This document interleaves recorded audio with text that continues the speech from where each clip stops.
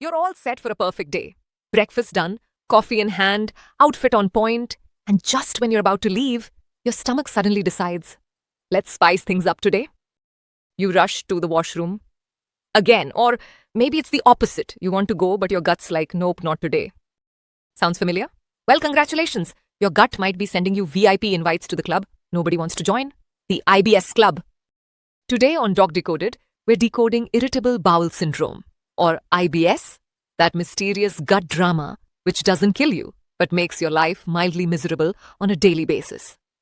Before we dive in, let me know, ever had those unpredictable tummy troubles that just don't follow any logic? One day you're fine, and the next day your stomach feels like it's plotting against you? What exactly is IBS? Let's start with the basics. IBS, or Irritable Bowel Syndrome, is a chronic functional disorder of the gut.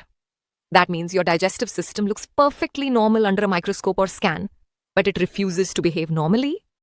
It mostly affects the large intestine, causing a cocktail of symptoms: abdominal pain, bloating, gas, and irregular bowel habits.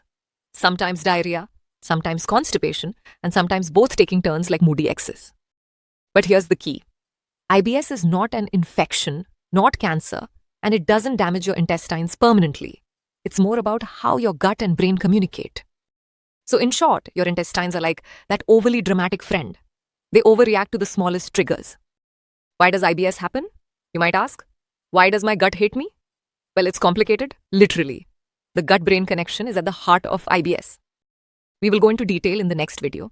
But for now, in overview, you can say that your intestines have their own mini nervous system called the enteric nervous system, often nicknamed the second brain. Now, this brain and your real brain are in constant communication.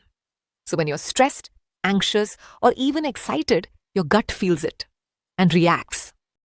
Here's how IBS can be triggered. Stress or emotional factors. Your gut literally feels your anxiety. Certain foods like dairy, caffeine, fried stuff, or spicy meals, hormonal changes, especially in women, gut infections or imbalanced gut bacteria, and sometimes no clear reason at all. So if you've ever blamed your boss or your ex for giving you stomach issues, well, you might not be wrong. Irritable bowel syndrome, IBS, can happen at any age, but most people notice their first symptoms before 45 years of age.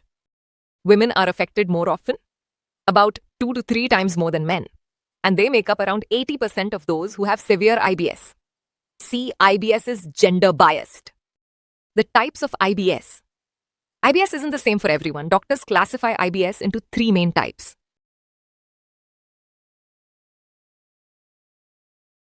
1. IBS-D. Diarrhea predominant, the fast and the furious. Frequent loose stools often after meals. 2. IBS-C. Constipation predominant, the great traffic jam, infrequent hard stools and a lot of straining. 3. IBS with mixed bowel habits. IBS-M. One day it's diarrhea, the next day constipation. Your gut can't make up its mind. So yes, your intestines can have commitment issues too. Comment below if you or someone you know has IBS. Which team are they on? D, C, or M? Common symptoms. Let's decode the most common signs your gut might be having a meltdown. The abdominal pain. Let's start with the star of the show, abdominal pain. According to doctors, pain in an IBS is a must-have feature, like cheese in pizza. Without it, it's not IBS.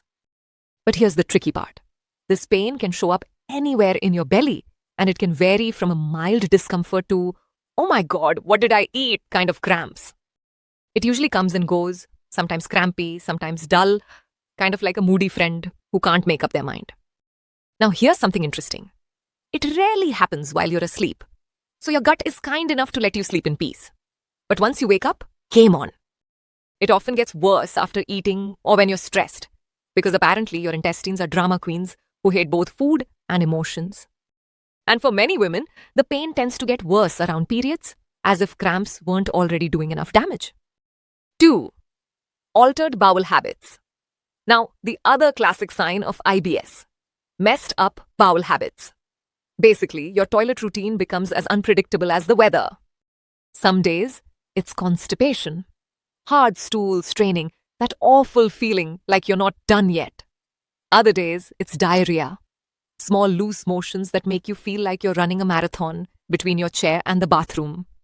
In some people, it keeps flipping between the two, like your gut can't decide which mode to choose: slow internet or too much data. Most people with IBS pass small amounts of stool, 200 milliliter. Not those huge ones you'd brag about. Don't lie, we all do it sometimes. And don't worry, bleeding, weight loss, or serious malnutrition aren't part of IBS. If those happen, it's probably something else, and you should definitely get checked. Oh, and if you thought IBS could make you run to the bathroom at midnight, good news, nocturnal diarrhea means waking up to poop doesn't happen here. Your gut at least lets you sleep through the night. And just when you think you've figured out which one you are, surprise! Around 30% of people switch types within a year because IBS loves to keep life interesting. 3. Bloating and excessive gas. Many people with IBS complain about bloating, burping, or too much gas. They often feel like they've swallowed a whole air pump. Why am I this puffy? So you may be feeling like you haven't fully emptied your bowels even if you've just come out of washroom. Let's be honest. Everyone passes gas. But if you have Irritable Bowel Syndrome, IBS, your belly seems to think it's auditioning for a balloon festival. But here's the surprising part. Studies show that most IBS patients don't actually produce more gas than normal people. Yep, you heard that right. It's not that you have extra gas. Your gut is just overly sensitive to it. Sometimes that trapped gas moves upward, leading to belching, a polite word for those surprise burps. Some people even notice their tummy looking visibly swollen or round after meals, not from overeating, but just from gas retention. 4. Upper GI symptoms. The upper gut drama. Now, IBS doesn't always stop at your large intestine. For many, the upper part of the gut also joins the party, bringing symptoms like heartburn, nausea, and bloating after meals. In fact, around 25 to 50% of IBS patients say they often feel indigestion or discomfort after eating.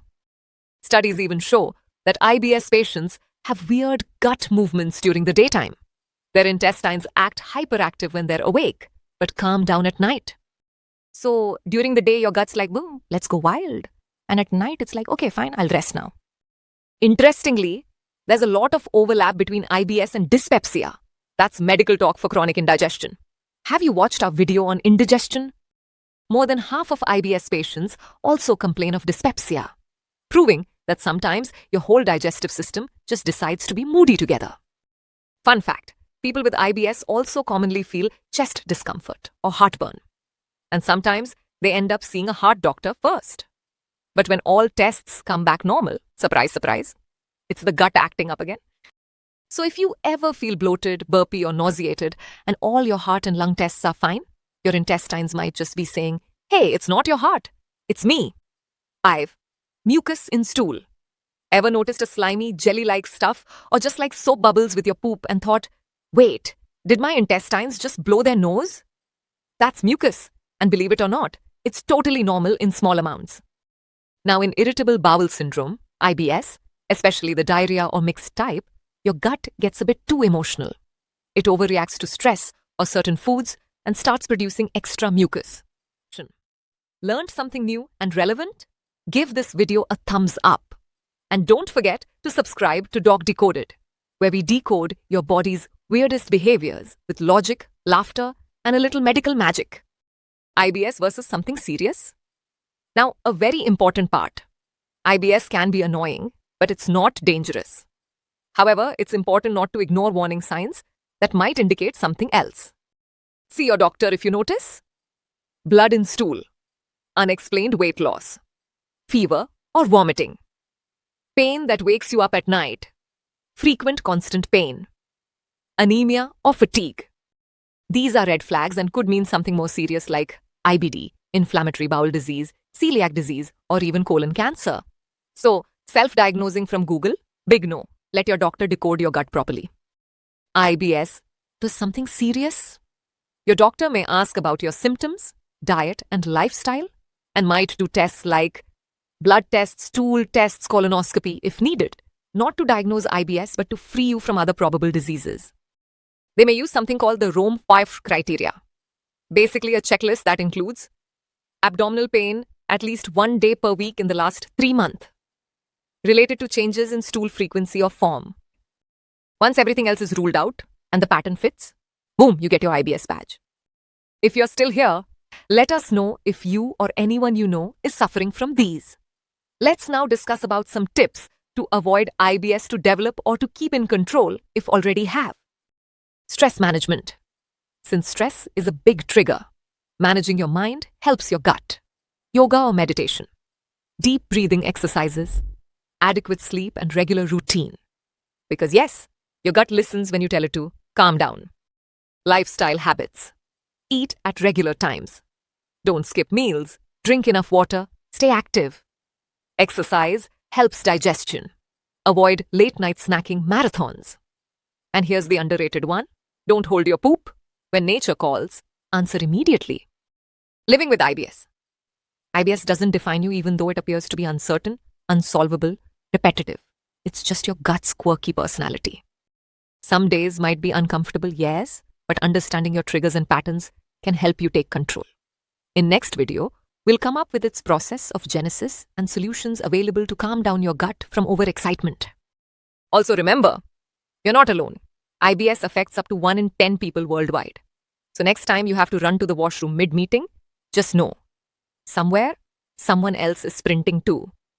If this video helped you understand IBS better, hit that like button, subscribe to DocDecoded, and share it with someone who's tired of Googling, "Why does my stomach hate me?" Let's keep decoding the mysteries of medicine. One laugh, one fact, one gut at a time. This is DocDecoded, signing off. Until next time, keep your gut happy and your stress low.